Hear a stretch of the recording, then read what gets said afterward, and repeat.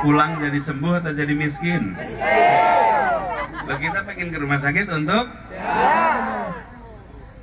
mau diteruskan atau diubah? Jadi kenapa kita bicara tentang perubahan? Perubahan ini bukan mengganti seorang presiden. Kenapa? Karena memang 2024 presiden akan berganti. Iya, periodenya selesai. Tapi kita bicara perubahan karena kita ingin agar kemajuan itu tidak hanya dirasakan oleh sekelompok orang, tapi keluarga-keluarga semua di Indonesia merasakan kemajuan untuk mereka. Dan saya ingin garis bawahi, pemilik kekuasaan di Republik ini adalah rakyat. Jadi ini tidak sedang kita perlu badan sehat karena kita akan memulai sebuah perjalanan yang panjang. Dan perjalanan kita adalah bukan perjalanan yang datar. Perjalanan datar, perjalanan menurun itu nyaman dijalani. Mau nyaman perjalanan, pilih jalan yang datar, pilih jalan yang menurun. Tapi dia tidak mengantarkan ke puncak. Kalau kita mau jalan ke puncak, pilih jalan yang mendaki. Karena jalan mendaki itu mengantarkan ke puncak-puncak baru. Jalan mendaki memang melelahkan.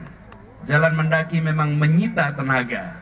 Tapi itulah yang harus kita lakukan. Kita berjalan menuju puncak-puncak baru, dan ketika berada di sana, maka kita dorong dan kita gaungkan perubahan untuk keadilan di Indonesia. Siap? Siap! Jaga stamina. Karena itulah jalan sehat ini penting. Dan saya setuju sekali dengan istilahnya jalan sehat. Bukan jalan santai. Hari ini bukan saatnya kita bersantai-santai. Hari ini saatnya kita kerja keras, kerja yang tuntas. Inilah waktunya untuk kita menggalang seluruh kekuatan, energi yang nantinya akan kita curahkan. Sehingga insya Allah PKS menang. Insya Allah. Kalau saya sebut kata partainya apa? Jawab.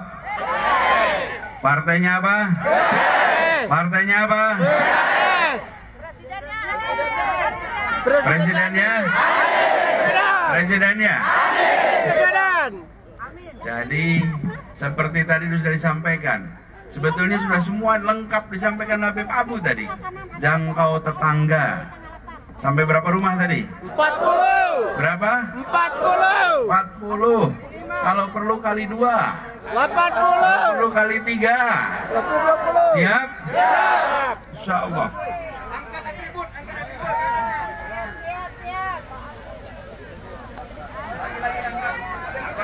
Apa partainya?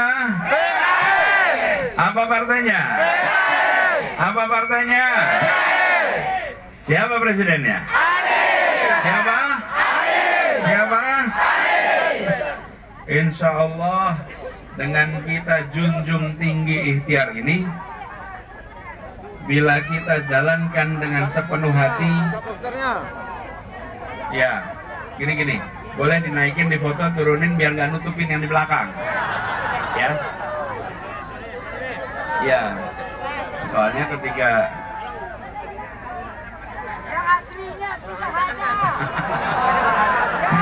aslinya udah ada ya, nggak perlu gambar gitu ya. Tapi sekalian, memang kita ingin menegakkan keadilan. PKS kebetulan namanya jelas, Partai Keadilan Sejahtera. Kita ingin kesempatan diberikan setara, jangan hanya sebagian. Republik ini ketika merdeka kita semua banyak buta huruf, 95% buta huruf pada waktu itu. Pelan-pelan satu demi satu naik kelas menjadi sejahtera. Sebagian yang lain belum. Kesempatan itu harus dibuka. Dan yang sudah dapat kesempatan tidak boleh menutup kesempatan yang lain. Betul? Betul. Sama, saya sering mengalami. Ini pengalaman pribadi. Kita datang sebuah acara, kita foto sama-sama. Selfie. Wow, itu kalau udah mau selfie ramai sekali. Betul? Berdesak-desakan kadang-kadang selfie. Udah desak-desakan, dorong-dorongan. Nanti tidak lama muncul ada yang bilang begini, sudah. Pak Anies capek. Jadi saya tengok siapa yang ngomong, yang sudah selfie.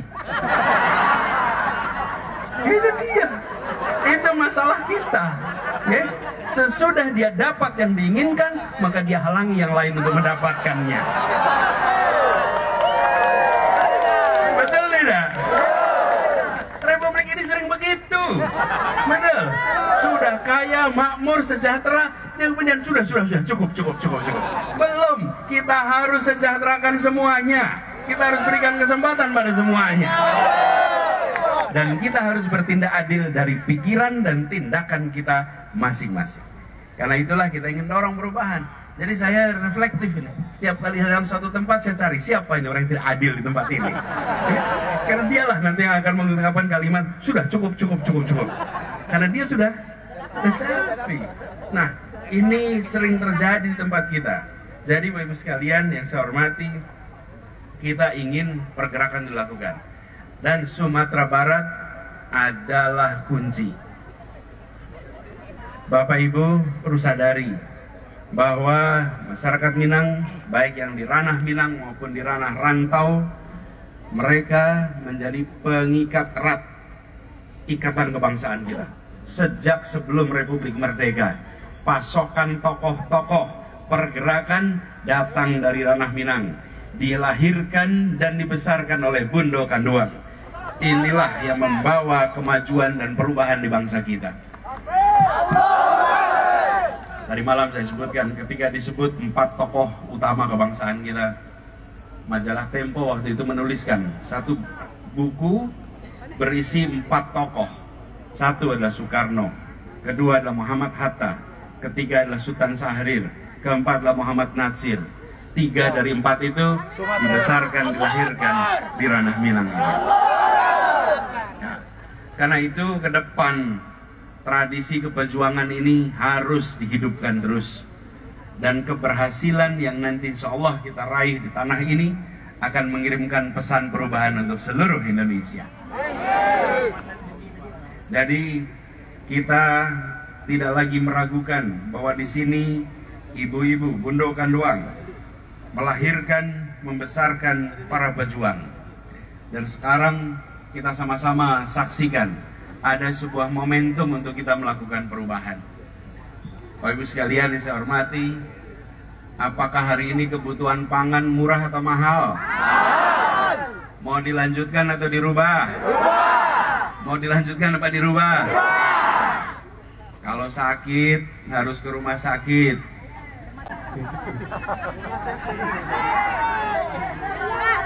Pulang jadi sembuh atau jadi miskin? Loh, kita pengen ke rumah sakit untuk mau diteruskan atau diubah? Jadi kenapa kita bicara tentang perubahan? Perubahan ini bukan mengganti seorang presiden. Kenapa?